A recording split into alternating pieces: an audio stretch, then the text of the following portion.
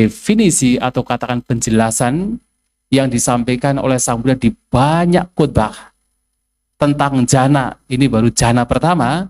Beliau selalu mengatakan, itu diulang-ulang dalam khotbah beliau, selalu mengatakan, Vivi cewa kamehi, vivi ca aku salehi damehi, savi takang savi carang, vive kajang piti sukang patamang janang upa sampaja viharati.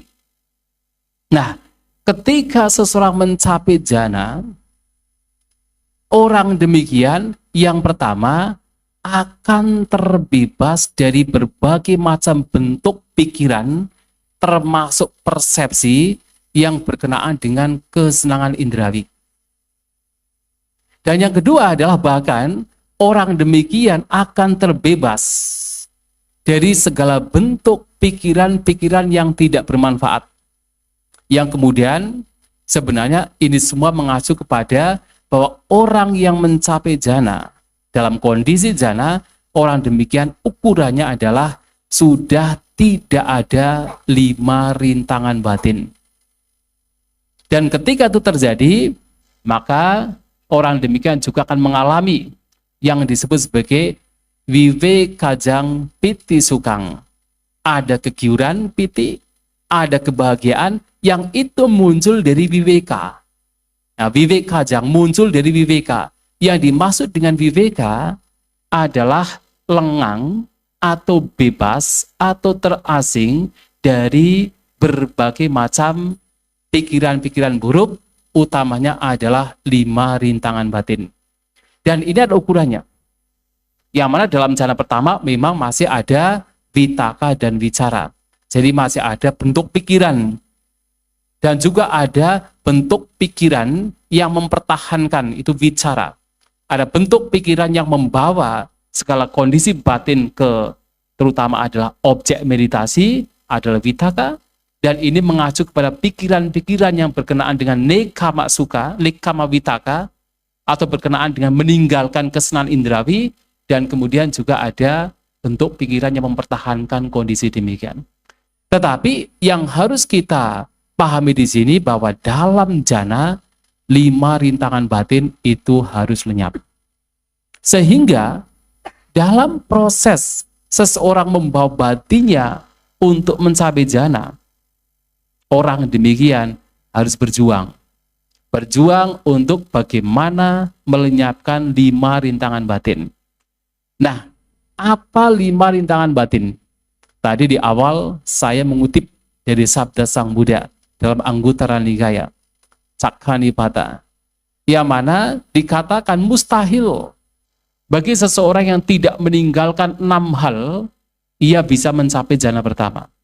Artinya, untuk mencapai jana pertama saja, 6 hal ini harus dilenyapkan.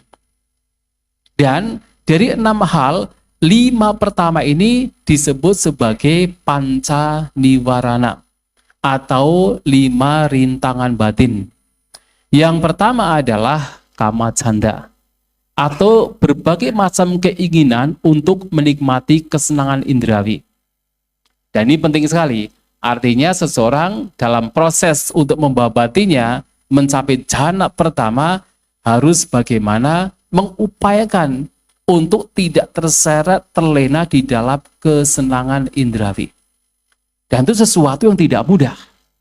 Makanya dikatakan pula bahwa salah satu karakteristik dari seseorang yang mencapai jana pertama adalah kama niruddha.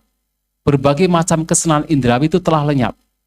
Dan orang demikian, orang yang mencapai jana pertama saja adalah orang yang memiliki sedikit keinginan, apicca, sedikit keinginan. Orang demikian tidak akan suka berfoya-foya. Orang demikian tidak akan suka mengumbar nafsunya. Kenapa? Karena sudah memperoleh kebahagiaan yang lebih tinggi. Yang bahkan itu diperoleh ketika seseorang sedikit demi sedikit meninggalkan kesenangan indrawi. Maka yang pertama ini, kama canda itu telah ditinggalkan. Dan yang kedua adalah vyapada, kebencian. Jadi harus berjuang meninggalkan, menghancurkan kebencian. Dan itu juga menjadi satu syarat untuk bisa mencapai jana. Dan juga yang ketiga adalah tinamida, yang tidak lain adalah malas dan ngantuk. Itu juga menjadi salah satu rintangan batin yang merintangi seseorang dalam pencapaian jana. Maka upaya pun juga mesti dilakukan dalam proses untuk mencapai jana, mengembangkan batin agar batin menjadi tenang, kemudian mencapai apa yang diharapkan yaitu jana. Tinamida ini, malas dan ngantuk juga harus diupayakan dilenyapkan. Maka kalau kita meditasi kok kita masih dalam kondisi ngantuk, berarti kita belum mencapai jana. Dan juga adalah kegelisahan, kekhawatiran. Ya, kalau kita masih punya batin yang gelisah, batin yang khawatir, itu juga rintangan batin. Dan yang kelima adalah wicikicca, keraguan-raguan. Nah, ragu-ragu terhadap apakah praktik saya ini memang membawa manfaat atau tidak, ragu-ragu terhadap Buddha, Dhamma, dan Sangha, itu semua menjadi rintangan dalam proses seseorang mencapai jana.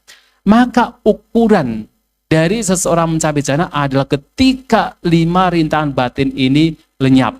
Bahkan orang demikian, persepsi, bentuk-bentuk pikiran, berkenaan dengan kesenangan indrawi, juga akan sangat-sangat berkurang.